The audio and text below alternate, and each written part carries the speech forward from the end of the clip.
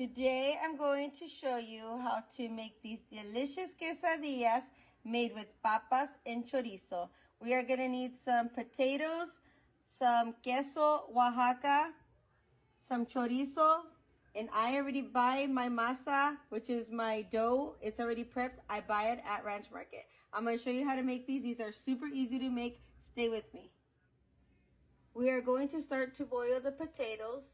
You're going to want to slice them in half and peel them.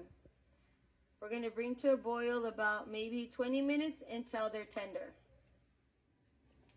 Con mi sartén chueco, we're going to go ahead and heat up this chorizo.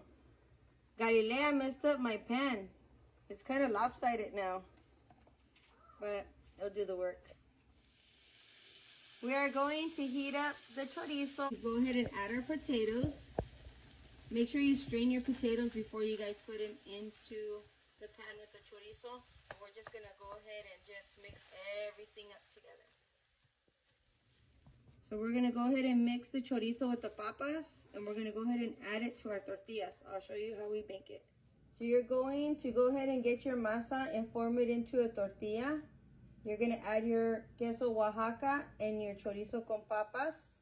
We're going to fold it and add it to the oil. We're adding it to the oil, and we're going to go ahead and just flip it. Make sure your two ends on the tortilla is sealed. You guys can go ahead and just keep turning it until it's light brown. Are the quesadillas de papa con chorizo. Here's your quesadillas con papa, queso y chorizo. Enjoy, guys, and stay tuned for more.